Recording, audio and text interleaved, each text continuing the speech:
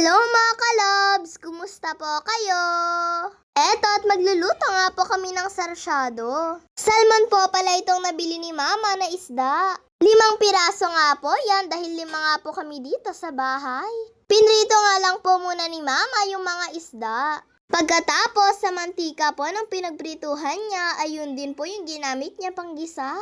Gigisa niya na nga po dito yung kamatis. Madalas ay ganito nga din po pala yung inuulam namin. Pero hindi na nga po namin na i-video ito ni mama. Sabi ko naman po kay mama ay eto naman po muna yung lutuin namin. Kaya eto at napa-video pa nga po ako. At nung naluto na nga din po yung kamatis mga kalabs ay pinatong na nga din po ni mama eto pong isda. Tapos panghuli niya nga lang pong nilagay eto pong itlog. Habang niluluto nga po yan ni mama ay sobrang bango na nga po. Nung una pa nga lang po na nagluto si mama ng ganito ay sobrang nagustuhan ko po talaga. Kaya madalas ay ganito po yung inuulam namin. Hinihintay nga lang po ni mama mga kalabs na matuyo nga po itong itlog. At nung natuyo na nga ay binaligtad na nga din po ni mama yung mga isda. At nung naluto na nga din po ito mga kalabs ay pinatong na nga din po ni mama yung sibuyas. Ang padagdag sarap at bango po pala ito. At syempre, nung luto na nga din po ito, ay isinali na nga din po ito ni mama sa plato. Inuna nga lang pong inilagay ni mama yung isda. Tapos, ipinatong niya na nga din po itong kamatis na may itlog. Habang sinasalin po pala ito ni mama, ay naghahanda na nga din po ako dyan ng mga plato.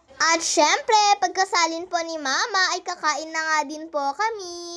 Ayan, at nagsasandok na nga din po ako ng pagkain ko dyan. O tara mga kalabs, kain na po tayo.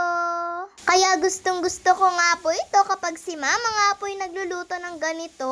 At lalo na nga din po si papa.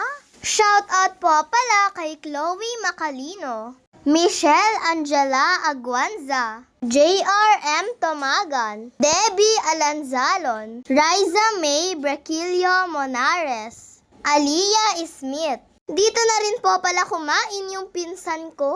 Dito po kasi siya laging kumakain. At dito na nga din po siya sa bahay natutulog. Habang kumakain po pala kami dyan, si Papa ay naghihimay nga po siya ng isda ko. Ayaw ko po kasing magkamay. Nahihirapan po kasi ako magtinik ng isda kapag po nakakutsara ako eh. Kaya si Papa nga po palagi ang nagtitinik po ng isda ko kapag po kumakain kami. Yun lang po mga kalabs. Maraming salamat po sa panonood ninyo.